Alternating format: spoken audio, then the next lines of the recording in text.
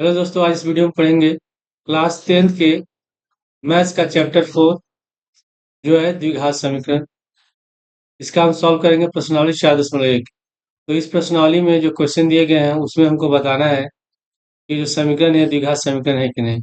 तो पहले हम समझें कि द्विघात समीकरण क्या होता है और किस रूप में हम द्विघात समीकरण को लिखते हैं। तो जो द्विघात समीकरण होता है उसका जो मानक रूप होता है, स्टैंडर्ड फॉर्म, उसको हम कहते हैं a x square plus b x plus c बराबर जीरो। इस रूप में लिखते हैं।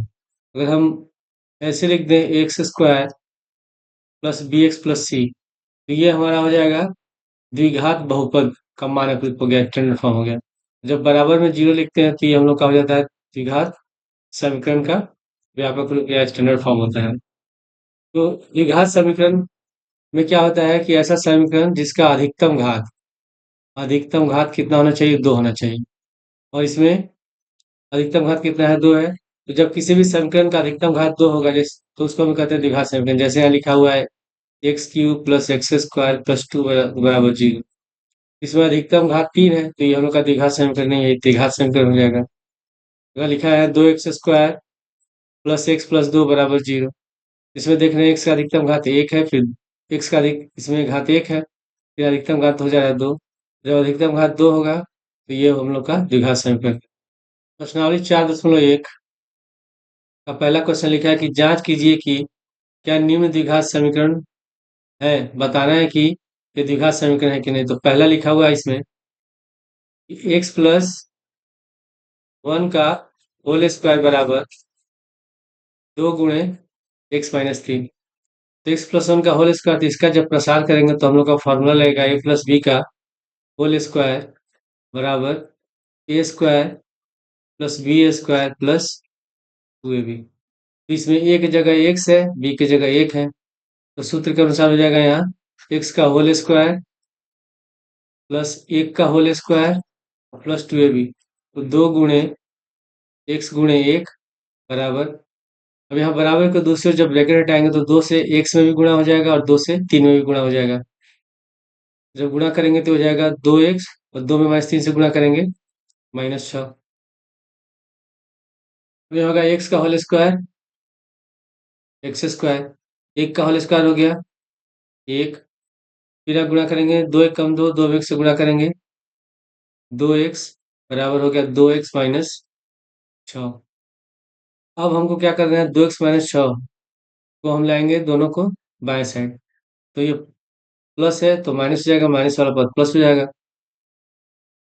हो गया हम लोग का एक्स स्क्वायर प्लस एक प्लस दो एक्स, ये हो जाएगा माइनस का दो एक्स, माइनस छः हो गया प्लस छः बराबर जीरो। तो प्लस दो एक्स माइनस दो एक्स कट गया। यहाँ हो गया हम लोग का एक्स स्क्वायर, छः और एक जोड़ेंगे तो हो जाएगा सात बराबर जीरो। तो इसमें इसका घात कितना है? दो है। ठीक है, अधिकतम घात दो है तो ये द्विघात समीकरण लिख देंगे आंसर में कि यह द्विघात समीकरण है। क्वेश्चन नंबर दो, इसमें लिखा है कि एक्स स्क्वायर माइनस दो एक्स बराबर माइनस दो गुणे तीन माइनस एक्स। तो इसको भी हम क्वेश्चन को लिख लेंगे। पहले एक्स स्क्वायर माइनस दो एक्स बराबर माइनस दो और फिर तीन माइनस एक। इसमें तो हमको कुछ गुणा वगैरह करना नहीं है, तो हमको ऐसे लिख लेंगे एक्स स्क्वायर माइनस का दो एक्स बराबर, अब यहाँ माइनस दो से गुणा करेंगे तीन, तो माइनस दो से तीन में गुणा करेंगे तो हो जाएगा माइनस छः। फिर माइनस दो से माइनस एक्स में, तो माइनस माइनस हो जाएगा प्लस, और दो से एक्स में गुणा करेंगे दो एक्स। अब इन दोनों पदों को हम लाएंगे बाएं साइड, तो ये माइनस छः हो जाएगा प्लस का छः, और प्लस का दो एक्स हो जाएगा माइनस दो एक्स। हो गया एक्स स्क्वायर माइनस दो एक्स प्लस दो एक्स लाते हैं बाएं साइड, ये भी हो गया माइनस दो एक्स, माइनस छः को बाएं साइड ला देंगे तो प्लस का छः बराबर जीरो। ये हो गया एक्स स्क्वायर माइनस दो एक्स माइनस चार एक्स प्लस छः बराबर जीरो। तो इसका भी घात दो है, तो यह भी द्विघात समीकरण है। इसका भी आंसर लिख देंगे यह द्विघात समीकरण है। क्वेश्चन नंबर 3, इसमें लिखा है x-2 गुणे x+1 बराबर x-1 गुणे x+3। तो जब भी हम गुणा करेंगे पहले क्या करेंगे, एक से गुणा करेंगे x में, फिर उसके बाद एक से गुणा करेंगे 1 में, फिर -2 से गुणा करेंगे x में, फिर -2 से गुणा करेंगे 1 में। ठीक है, ऐसे हम लोग गुणा करेंगे।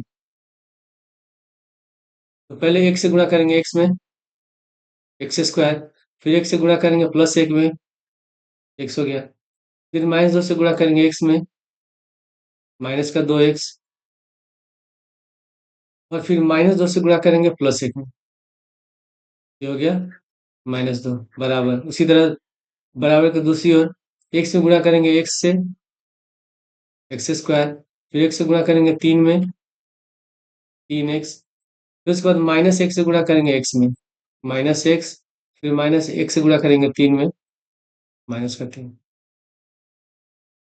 ये हो गया x², x प्लस -2x।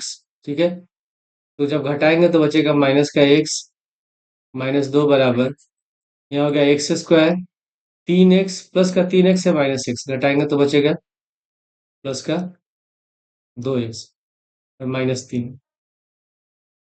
अब हम इसमें जो बाएं दाएं साइड में जो भी पद है सबको हम ले जाएंगे दाएं साइड। तो ये प्लस है तो हो जाएगा माइनस, ये भी माइनस हो जाएगा और नीचे वाला प्लस हो जाएगा, -3 हो जाएगा प्लस में। हम लिख लेंगे x² -x, -2 प्लस x² हो गया, माइनस का x² प्लस 2x, माइनस का 2x, -3 हो गया, प्लस का 3 बराबर 0। तो प्लस का x² माइनस x² कैंसिल हो गया, -x और माइनस का 2x, ये हो जाएगा -3x, -2 और प्लस का 3, घटाएंगे तो बचेगा 1 बराबर 0। तो इसका घात, अधिकतम घात कितना है, 1 है। तो द्विघात समीकरण के लिए घात 2 होना चाहिए। यह द्विघात समीकरण नहीं है तो इससे लिख देंगे यह द्विघात समीकरण नहीं है।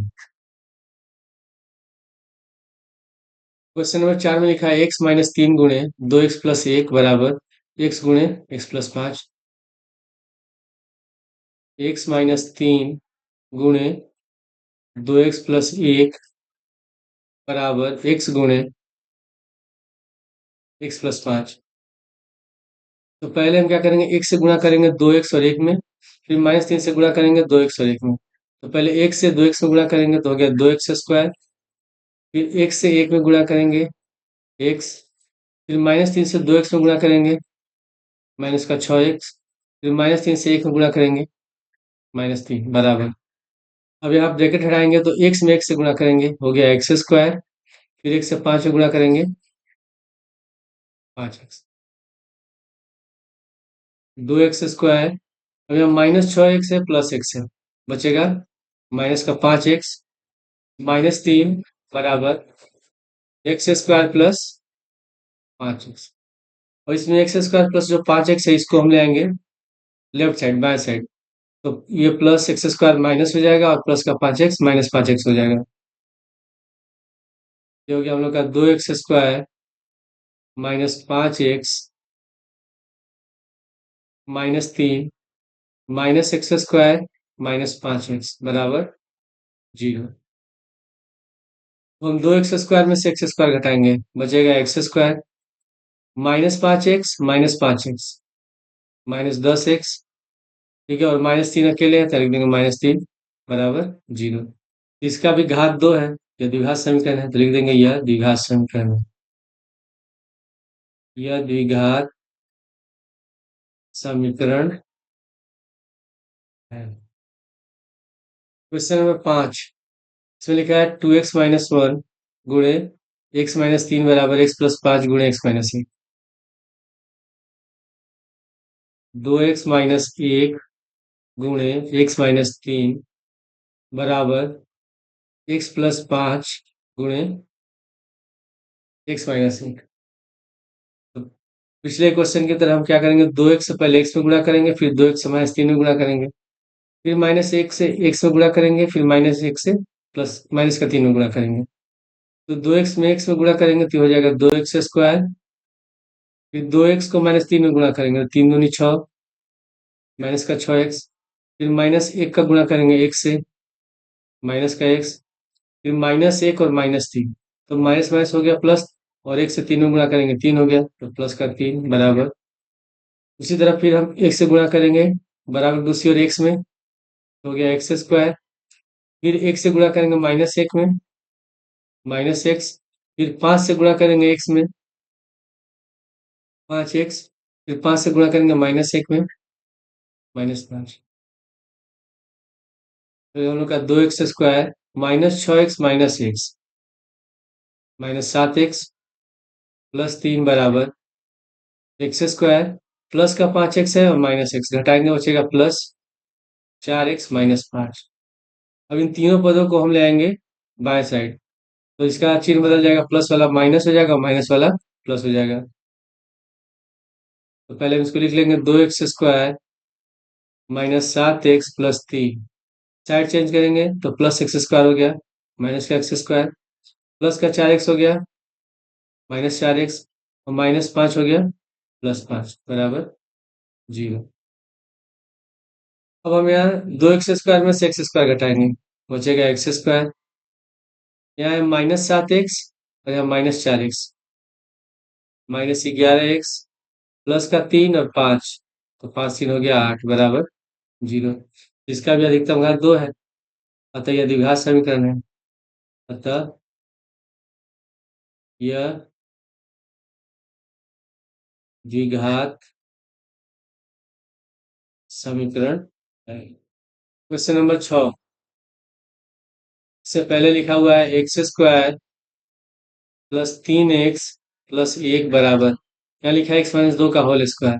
इसमें फॉर्मूला लगाएंगे a-b का होल स्क्वायर बराबर a² +b² -2ab।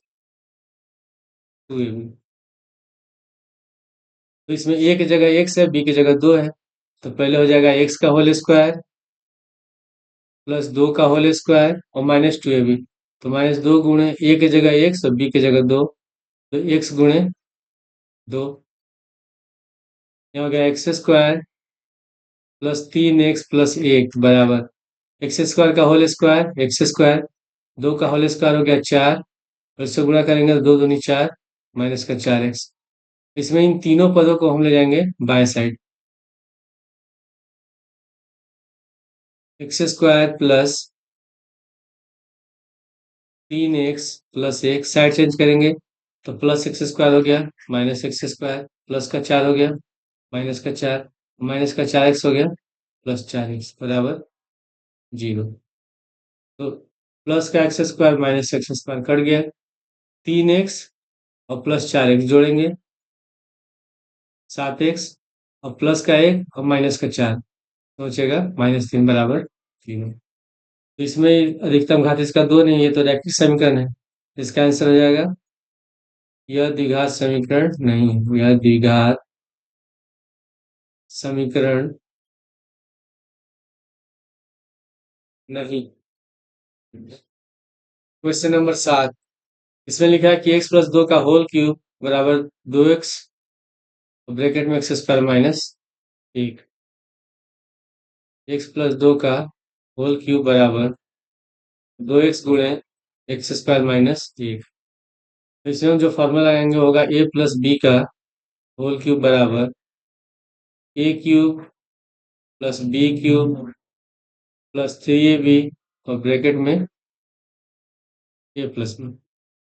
ठीक है, तो पहले इसमें a की जगह है x और b की जगह 2 है, तो पहले होता है a³ यानी कि x का होल क्यूब। फिर होता है b³ तो b की जगह 2 है, तो 2 का होल क्यूब। फिर होता है 3ab, तो 3 गुणे a की जगह x और b की जगह 2, ठीक है, और ब्रैकेट में a+b, तो a की जगह x और b की जगह 2 बराबर। तो जब ब्रैकेट रहेंगे 2x से गुणा करेंगे x² में, तो हो जाएगा x² x गुणा करेंगे तो x³ हो गया, तो 2x³ और 2x -1 में गुणा करेंगे, माइनस का 2x, ये हो गया x³।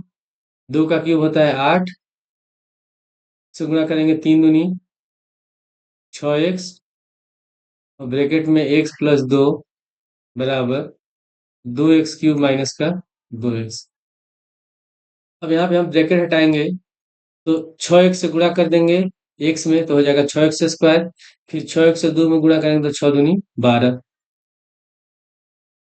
x³ plus 8 plus 6x से x में गुणा करेंगे 6x²। फिर 6x से 2 में गुणा करेंगे 6 दूनी 12x बराबर 2x³ माइनस का 2x। अब इन दोनों पदों को ले जाएंगे हम लोग बाएं साइड, तो दोनों का चिन्ह बदल जाएगा।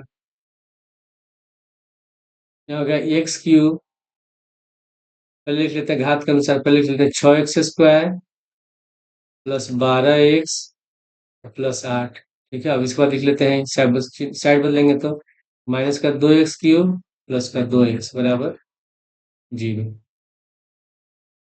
यहाँ प्लस x³ है या माइनस 2x³ है, तो घटाएंगे तो बचेगा माइनस का x³ प्लस का 6x², और कहीं दूसरा x² तो है नहीं, तो इसको लिख लेंगे 6x²।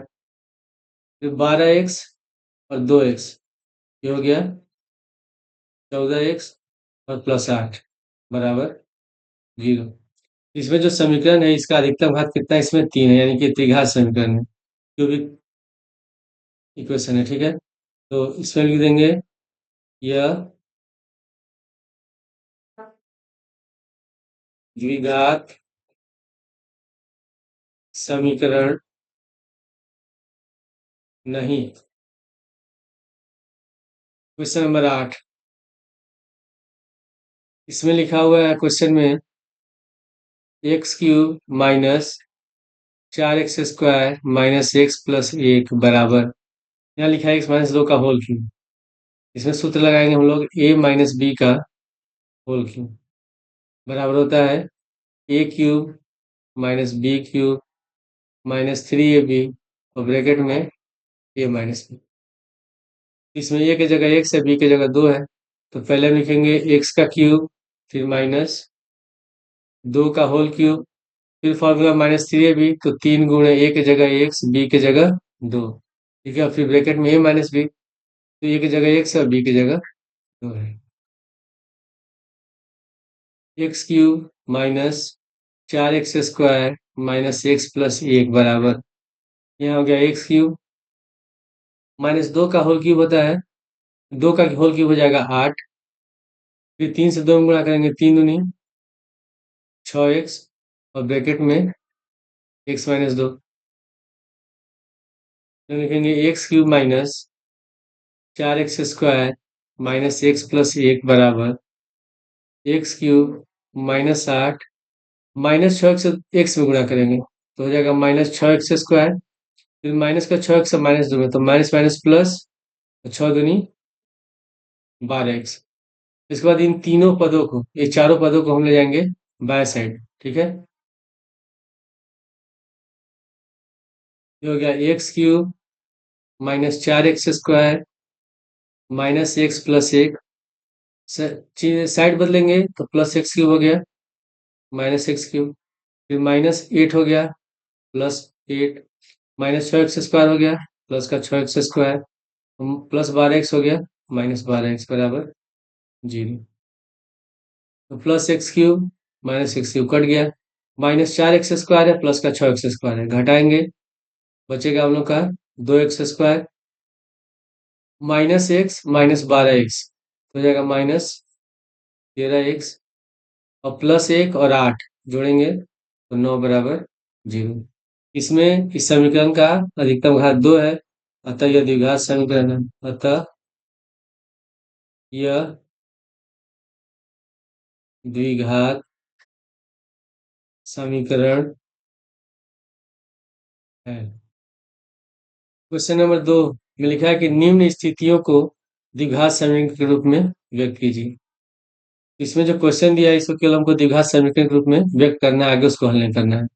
तो पहले क्वेश्चन में लिखा है कि एक आयताकार भूखंड का क्षेत्रफल 528 मीटर स्क्वायर है, क्षेत्र की लंबाई या मीटरों में चौड़ाई के दुगने से एक अधिक है, तो हमें भूखंड की लंबाई और चौड़ाई ज्ञात करनी है। तो मान लेते हैं कि ये हम लोग का हो गया एक आयताकार मैदान,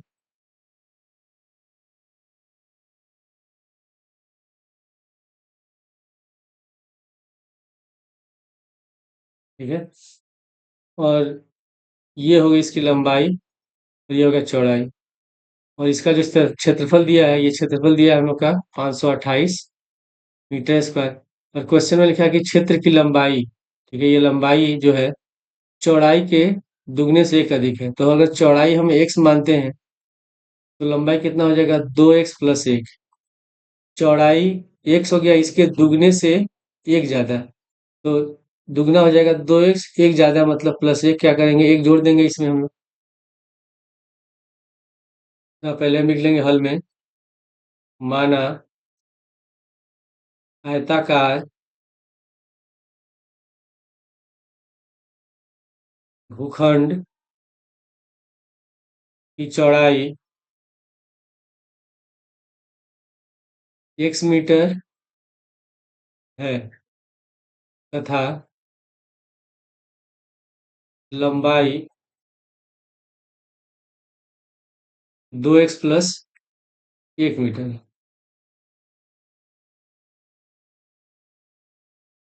प्रश्नानुसार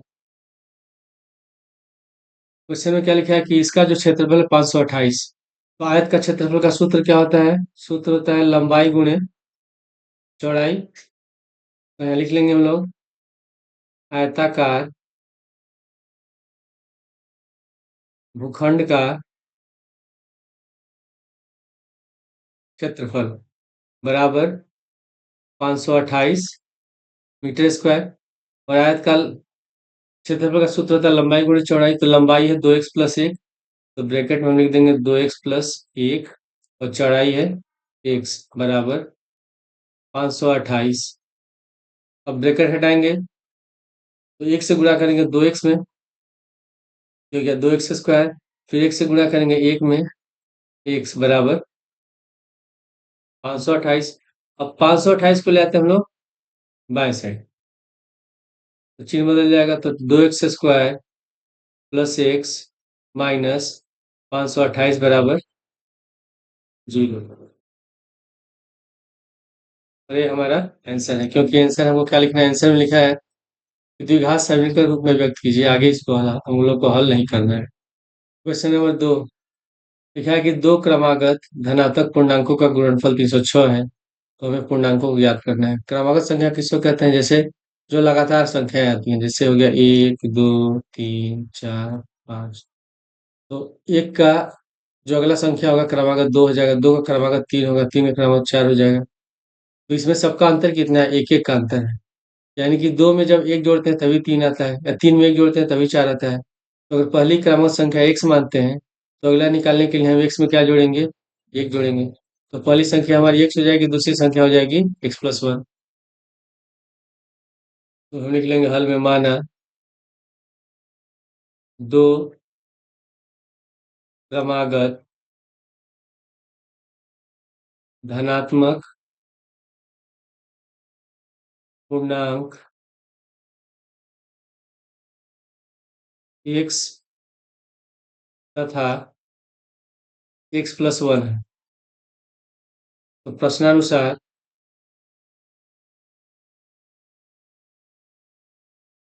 क्वेश्चन में क्या लिखा है कि दोनों का गुणनफल, ठीक है, जो दोनों संख्या है दोनों को गुणा करते 306 आता है। तो पहली क्रमागत हमारी x है और दूसरी x+1 है। तो लिख सकते हैं हम लोग x गुणे x+1 बराबर 306। ब्रैकेट हटाएंगे, एक से गुणा करेंगे x में, x स्क्वायर। फिर एक से गुणा करेंगे एक में, x बराबर 306। अब 306 को ले आते हैं बाएं साइड, जो हो गया x² + x माइनस 306 बराबर 0। ठीक है, ये हमारा आंसर हो गया। क्वेश्चन नंबर 3 में लिखा है कि रोहन की माँ उससे 26 वर्ष बड़ी है। उनकी आयु का गुणनफल अब से 3 वर्ष पश्चात 360 हो जाएगी। तो हमें रोहन की वर्तमान आयु ज्ञात करनी है। तो पहले हम हल में लिख लेते हैं, माना रोहन की वर्तमान आयु, वर्तमान आयु 100 वर्ष। ठीक है, क्वेश्चन में क्या लिखा है कि रोहन की माँ उससे 26 साल बड़ी है। तो अगर मान लेते हैं किसी का उम्र 10 साल है, तो अगर कोई अगला उसे 26 साल बड़ा होगा मतलब 26 जोड़ देंगे तो कितना हो जाएगा 36। अगर रोहन की वर्तमान आयु 1 वर्ष है तो उसकी माँ का कितना हो जाएगा x+26 वर्ष। तो लिख देंगे माँ की आयु, माँ की आयु x+26 वर्ष। ठीक है। अब लिखा कि उनकी आयु का गुणनफल अब से 3 वर्ष पश्चात। तो पहले क्या करेंगे, दोनों का आयु निकालेंगे 3 साल बाद पहले कितना होगा, तो यहाँ लिख देंगे 3 वर्ष पश्चात पहले हम निकालेंगे रोहन की आयु, रोहन की आयु। तो मान लेते हैं किसी का अभी वर्तमान आयु है 10 वर्ष, तो 3 साल कितना हो जाएगा, 3 साल बाद हो जाएगा, उसमें 3 जोड़ देंगे यानी कि 13 साल। तो किसी का वर्तमान आयु 1 वर्ष है तो 3 साल बाद उसमें 3 जोड़ेंगे यानी कि x+3। तो रोहन की आयु हो जाएगी x+3 वर्ष। और माँ की आयु, माँ की आयु, तो माँ की वर्तमान आयु कितनी है x+26, क्या लिख देंगे x+26। और 3 साल बाद तो जो वर्तमान आयु उसमें हम 3 जोड़ देंगे तो 26 और 3 29 हो जाएगा, तो x+29 वर्ष। ठीक है। तो क्या लिखेंगे प्रश्नानुसार,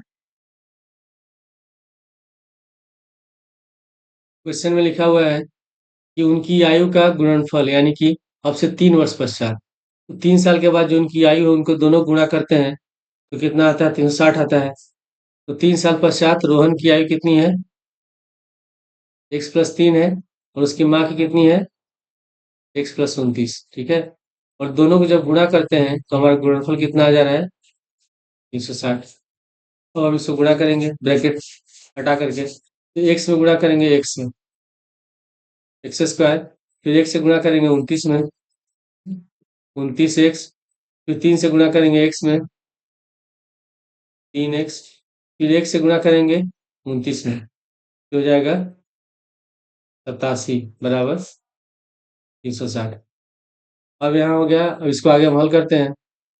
तो x² प्लस 29x और 3x इसको जोड़ेंगे, ये हो जाएगा 32x प्लस 87। 360 पे ले आते हैं बाय साइड, तो माइनस का 360 बराबर 0। तो x² प्लस 32x हटाएंगे तो माइनस हो गया, और 10 में 7 गया 3, 15 से 8 गया 7, और 3 में से 1 गया 2। ठीक है। तो आंसर हो जाएगा x² प्लस 3x माइनस 273 बराबर 0। क्वेश्चन नंबर 4, इसमें लिखा है कि एक रेलगाड़ी 480 किलोमीटर की दूरी समान चाल से तय करती है। यदि इसकी चाल 8 किलोमीटर प्रति घंटा कम होती तो वह उसी दूरी को तय करने में 3 घंटे अधिक समय लेती। तो हमें रेलगाड़ी की चाल ज्ञात करना है। तो पहले हम इसमें हल में लिख लेंगे, माना रेलगाड़ी की चाल, रेलगाड़ी की चाल x किलोमीटर प्रति घंटा है, x किलोमीटर प्रति घंटा है। ये मान लेते हैं रेलगाड़ी की चाल है x किलोमीटर प्रति घंटा। ठीक है। और दूरी कितनी दी हुई है, दूरी बराबर है 480 किलोमीटर।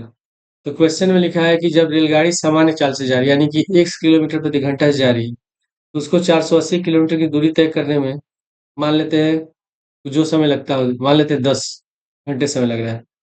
लेकिन जब इसकी चाल कम कर दी जाती है, कितनी कम कर दी जाती है 8 किलोमीटर, यानी कि जब चाल कम करेंगे तो पहले चाल था x और 8 कम कर दें तो x-8 किलोमीटर प्रति।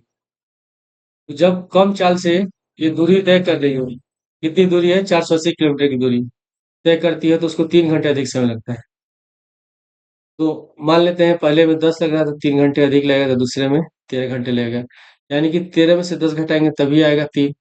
तो हम क्या करेंगे, दोनों जो कंडीशन दिया हुआ है इसमें दोनों में हम निकालेंगे, समय निकालेंगे। ठीक है। तो पहले इसमें लगाएंगे, पहले वाले में लिखेंगे रेलगाड़ी द्वारा दूरी तय करने में लगा समय। तो समय बराबर क्या होता है? दूरी बटे चाल। दूरी कितनी है? दूरी है 480 किलोमीटर और चाल है एक्स। हम क्या निकाल रहे हैं इसमें? समय। तो ये हो जाएगा घंटे। ठीक है, कितना घंटा समय लग रहा है। अब इसके बाद फिर से हम लिखेंगे रेलगाड़ी की चाल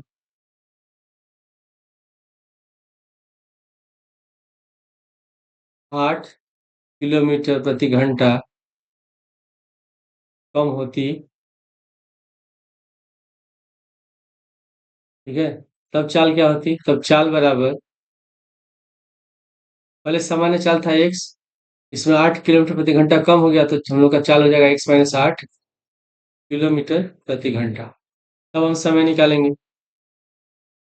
जब चाल कम हो गई तब उसको 480 किलोमीटर की दूरी तय करने में कितना समय लग रहा है? तो समय बराबर वही सूत्र होगा, दूरी बटे चाल। दूरी है 480 और चाल कितनी है? x - 8। ठीक है, ये भी समय हो गया। अब यहाँ लिखेंगे हम लोग प्रश्नानुसार।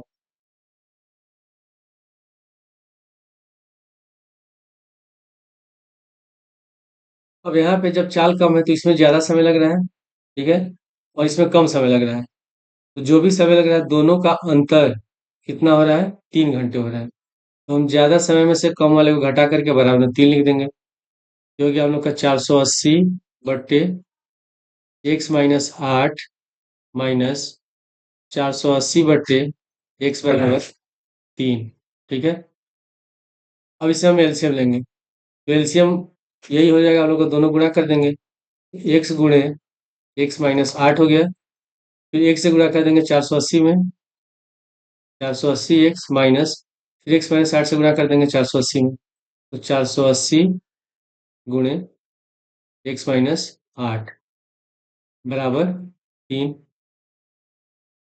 हो गया 480 एक्स माइनस, ब्रैकेट हटाएंगे, -480 से x में गुणा करेंगे -480 x, फिर -480 से 8 में गुणा करें तो माइनस माइनस हो गया प्लस, जीरो हो गया, 8 × 8 = 64 का 4 हासिल बचा 6, 8 × 4 = 32 और 6 = 38 बट्टे, नीचे गुणा कर देते हैं, x से x में गुणा करेंगे x², फिर x से -8 में गुणा कर देंगे -8x बराबर 3। माइनस का 480 प्लस का 480 माइनस का 480 x कट गया।